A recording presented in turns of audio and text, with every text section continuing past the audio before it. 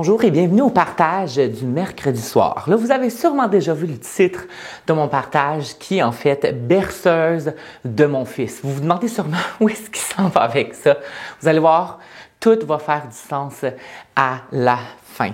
Donc, en fait, depuis sa naissance, il y a 2 ans et demi de ça déjà, j'ai toujours chanté la même berceuse. Je me demandais en fait c'était quoi le mot lullaby en français ici au Québec. On m'a confirmé que mes recherches étaient bien. C'est vraiment une berceuse. Et puis j'aimerais ça vous l'interpréter ici aujourd'hui avant qu'on puisse commencer à plonger dans la dévotion. Est-ce que vous êtes prêts? Donc, elle s'intitule « Jésus, me voici devant toi ». C'est vraiment quelque chose que j'ai chanté dès la naissance. Et puis même là, que mon fils, il a commencé à apprendre tous les mots par cœur, il la chante avec moi. Donc, chantons-la, chantez-la avec moi si vous la savez, mais elle va comme suit. Jésus, me voici devant toi, Jésus, je me prosterne à la croix, Jésus. J'ai tellement besoin de toi pour continuer le chemin de la vie, Jésus.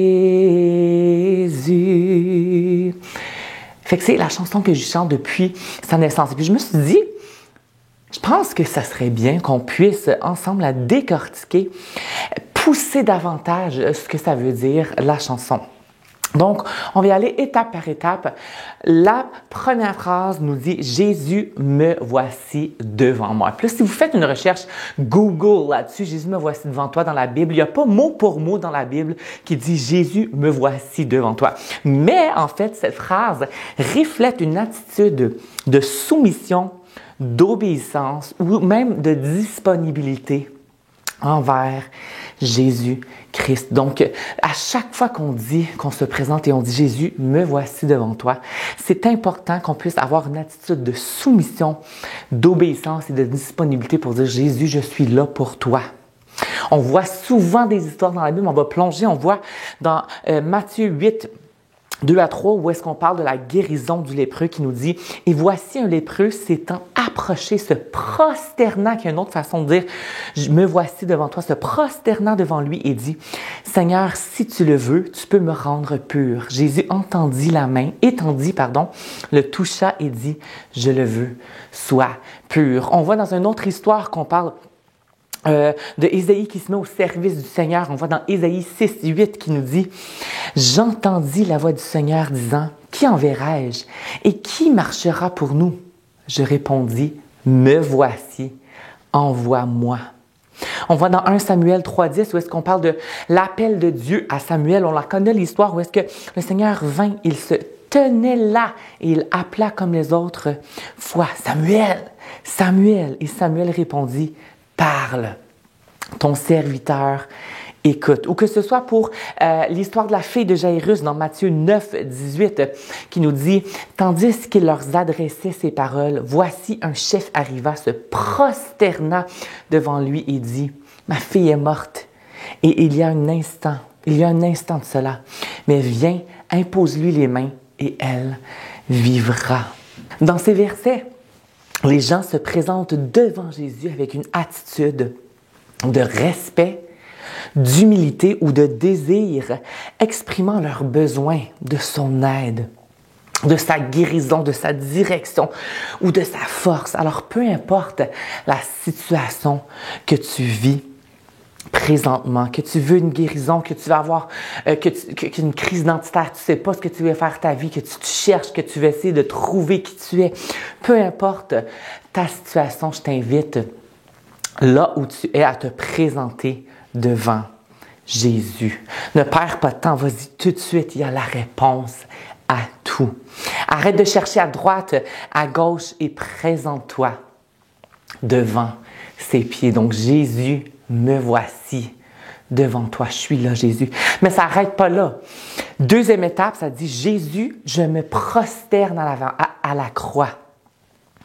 On s'est présenté devant Jésus, mais je pense que c'est important qu'on pousse encore plus loin, qu'on puisse se prosterner à la croix. En fait, c'est une expression qui qui exprime une attitude de soumission, d'adoration et de repentance envers Jésus et son sacrifice à la croix. Parce que le croix, en fait, est au cœur de la foi chrétienne. C'est quelque chose qui symbolise la mort de Jésus pour le salut de l'humanité. Est-ce qu'on est conscient réellement de ce qu'il fait pour nous? Parce qu'on en parle, on est comme, oui, il est mort sur la croix, mais est-ce qu'on le ressent dans le plus profond de qui on est? Est-ce qu'on le croit? Est-ce qu'on le croit, ce qu'il fait pour nous? On va aller fouiller dans la Bible. 1 Corinthiens 1,18 nous dit « Car la prédication de la croix est une folie pour ceux qui périssent. Mais pour nous qui sommes sauvés, elle est une puissance de Dieu. » Galates 6,14 nous dit « Pour ce qui me concerne, loin de moi la pensée de me glorifier, d'autre chose que de la croix de notre Seigneur Jésus-Christ, par qui le monde est crucifié pour moi, comme je le suis pour le monde. » Philippiens 3,18 nous dit « Car plusieurs marchent en ennemis de la croix de Christ. Je vous en ai souvent parlé et j'en parle maintenant encore en pleurant. » Frères et sœurs, est-ce qu'on comprend l'importance de la croix pour la foi chrétienne? On se doit de retourner sur les lieux du crime, sur les lieux de la croix. La réalité, frères et sœurs, c'est que Jésus n'a même pas vu la croix. Il t'a vu, toi, il m'a vu, et il a dit « Cela en vaut la peine ». On retourne en fait à ce lieu de torture pour se rappeler l'engagement de l'alliance de Dieu à notre égard. Puis je vais vous lire quelque chose, ça dit « On y retourne pour se permettre de voir l'exécution de l'amour, l'éclat du plan de Dieu réalisé, et enfin pour se rappeler qu'il ne contient plus notre Sauveur. La croix est vide. La croix n'est plus qu'un morceau de bois. Jésus n'est pas mort, il est vivant. Il nous a ramenés à la vie avec lui. Alors pourquoi est-ce que souvent on agit, nous, comme des morts? Alors qu'on fait face à des défis quotidiens qui peuvent bouleverser notre vie. Je ne me demande pas si ces défis-là serait plus comme une simple invitation à rencontrer le Seigneur Jésus à la croix aujourd'hui. Donc la phrase « Jésus, je me prosterne à la croix » exprime une attitude de révérence, de gratitude envers ce sacrifice qu'il a fait pour nous. Mais alors qu'on passe du temps à la croix, on réalise tout ce qu'il a fait pour nous, on réalise le sacrifice, l'amour qu'il a déversé par son sang. Mais il y a une autre chose qui devrait se passer, c'est qu'on devrait voir de plus en plus nos faiblesses à nous, qui m'emmène à la troisième partie du chant qui dit « Jésus, j'ai tellement besoin de toi ». En fait, cette phrase-là exprime un profond sentiment de dépendance, de confiance et de désir de la présence et même de l'aide de Jésus dans notre vie. Dans la Bible, on voit de nombreux versets qui soulignent l'importance de faire appel à Dieu dans les moments de besoin et de confiance en sa provision et son secours. On va aller voir Philippiens 4,19 nous dit « Et mon Dieu pourvoira à tous vos besoins selon sa richesse avec gloire en Jésus-Christ. » Psaume 121, 1 à 2 nous dit « Je lève mes yeux vers la montagne. D'où me viendra le secours? Le secours me vient de l'Éternel qui a fait les cieux et la terre. » Psaume 46, 1 nous dit « Dieu est pour nous un refuge et un appui, un secours qui ne manque jamais dans la détresse. » Matthieu 11, 28 nous dit « Venez à moi, vous tous qui êtes fatigués et chargés, et je vous donnerai du repos. » La réalité, la vérité, c'est qu'on a tous vraiment, pas juste tous besoin, mais tous vraiment besoin de Dieu. On a besoin de ses conseils tous les jours de notre vie. Mais le plus gros problème qu'on peut voir, c'est qu'il faut faire preuve d'humilité pour l'admettre. Il faut de l'humilité pour admettre qu'on n'a pas tout compris, qu'on n'a pas toutes les réponses. Des fois, c'est pas facile. Il peut être plus facile des fois de choisir son propre chemin pour dire « I got this, je l'ai l'affaire, moi je peux me rendre là où je veux ». Des fois, c'est plus facile de faire ses propres choix et d'agir selon ses propres forces. On le fait souvent. Moi, je suis le premier qui est comme « Ah, ça, je serais capable de faire ». Des fois, on a peur de faire le pas de foi parce qu'on est comme « Ben, j'ai pas les capacités. Dieu, il a les capacités à travers toi ». Cependant, le vrai bonheur vient de l'abandon du contrôle et de la pensée que vous avez ce qu'il faut. Et le bonheur vient aussi de la recherche de Dieu. Je vais relire cette phrase-là. Le bonheur vient de l'abandon du contrôle et de la pensée que vous avez ce qu'il faut, mais vient plutôt par la recherche de Dieu. Alors aujourd'hui, est-ce que tu décides, toi, est-ce que je décide, moi, de m'humilier et de dire oui, Jésus, j'ai tant besoin de toi. J'ai une facilité à faire le mal, j'ai une facilité de parler contre les autres, une facilité de faire le mal. C'est pour ça, Jésus, que j'ai tant besoin de toi. Je laisse contrôle entier de ma vie pour que tu puisses prendre les règnes et me diriger. Alors, est-ce que tu décides aujourd'hui de le laisser diriger, de lui soumettre tes pensées, tes désirs, tes émotions et de choisir sa voie pour ta vie? C'est une question qu'on doit se poser tous les jours de notre vie. Parce qu'en fait, la dernière partie de la chanson, c'est parce qu'on est appelé à continuer, pour continuer le chemin de la vie. Il faut faire étape 1, 2, 3 pour se rendre à l'étape 4 qui est continuer le chemin de la vie. Parce qu'en fait, cette petite phrase-là reflète généralement le désir de persévérer dans la foi chrétienne et de suivre les enseignements de Jésus dans sa vie quotidienne. Et ça jusqu'à la fin de ses jours. On voit en fait dans Proverbe 4, 18, le sentier des justes est comme la lumière resplendissante dont l'éclat va croissant jusqu'à ce que le jour soit dans sa plénitude. Jean 14, 6, lui de son côté nous dit, Jésus lui dit, je suis le chemin, la vérité et la vie. Et nul ne vient au Père que par moi. On voit dans Psaume 16, 11, tu me feras connaître le sentier de la vie. Il y a d'abondantes joies devant ta face, des délices éternels à ta droite. Proverbe 3, 5 à 6 nous dit « Confie-toi en l'Éternel de tout ton cœur et ne t'appuie pas sur ta sagesse. Reconnais-le dans toutes tes voies et il aplanira ton sentier. » Donc, la réalité, c'est que si c'est quelque chose que tu veux faire de ta vie, de continuer le chemin de la vie avec Jésus, mais la réalité de la chose, c'est qu'il faut que tu passes par étape 1, 2 et 3 de la chanson.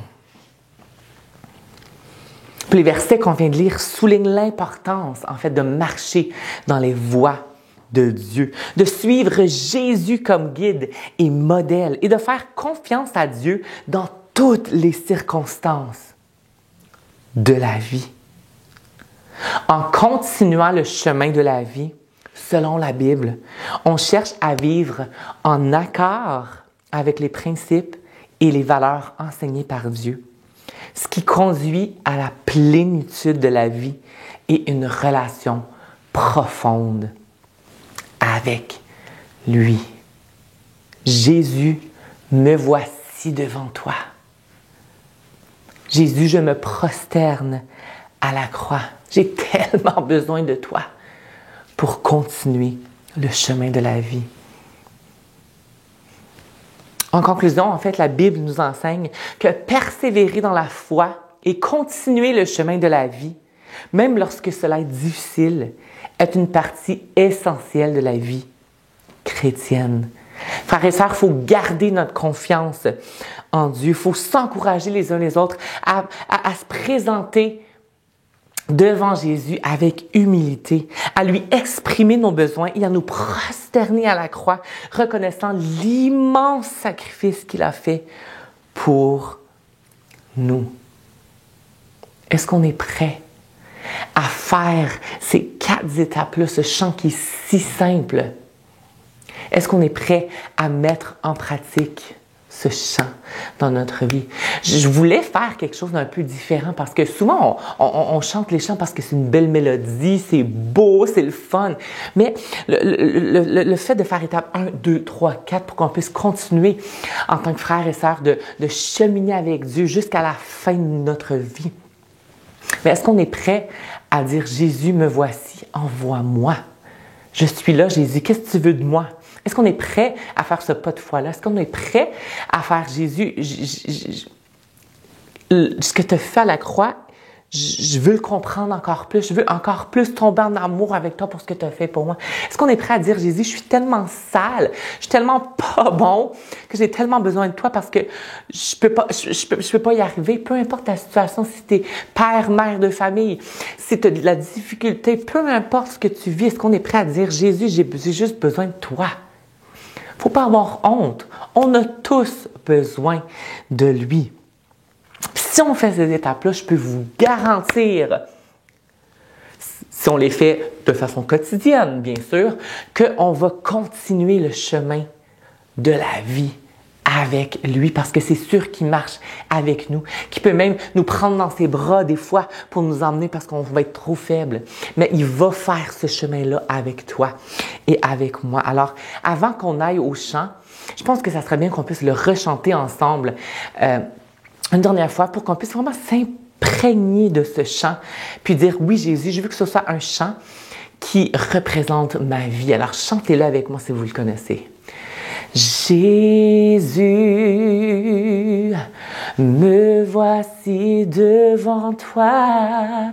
Jésus, je me prosterne à la croix. Jésus, j'ai tellement besoin de toi pour continuer le chemin de la vie. Jésus. Alors, je prie que ce chant puisse devenir une berceuse pour votre propre vie. Alors, profitez du chant qui va venir pour pousser la réflexion et pour dire, oui, Jésus, je m'abandonne à toi tout le restant de mes jours. On se dit à la prochaine. Bye!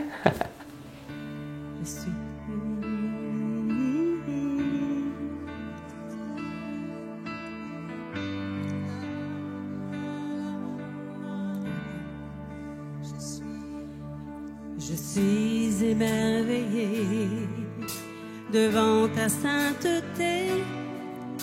Je viens me prosterner, indigne de m'approcher. Je chanterai à jamais ta gloire, ô majesté. Je chanterai à jamais, prince d'éternité. Les cieux m'ont raconté l'éternelle destinée. Tu es le Rédempteur, le tout-puissant Sauveur. Je chanterai à jamais ta gloire, ô majesté. Je chanterai à jamais, prince d'éternité. Gloire, gloire, hommage à mon roi. Gloire, gloire,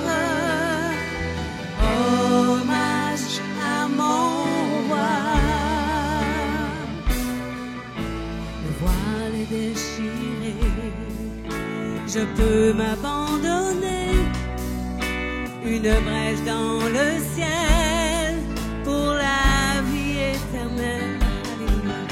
Je chanterai à jamais ta gloire, ô majesté. Je chanterai à jamais, Prince d'éternité. Chantons gloire à son Seigneur. Gloire, gloire, hommage à mon roi. Gloire, gloire, hommage à mon roi.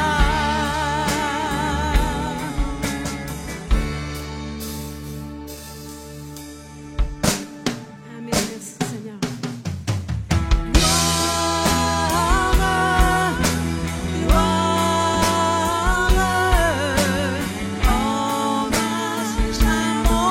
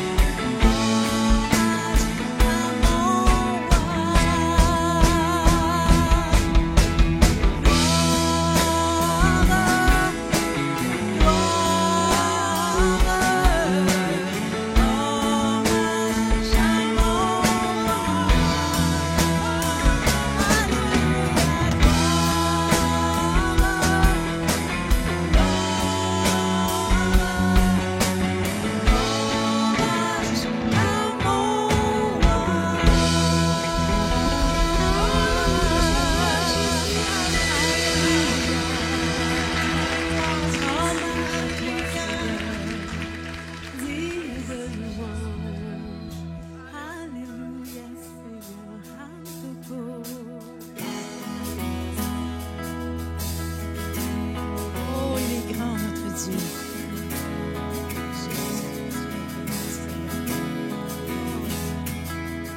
Nous voit dans sa bonté, vêtu de majesté. La terre est dans la joie, la terre est dans la joie. Sa gloire resplendit, l'obscurité s'enfuit au son de sa voix, au son de sa voix. Combien Dieu est grand, chantons-le combien Dieu est grand. Et tous verront combien Dieu est grand.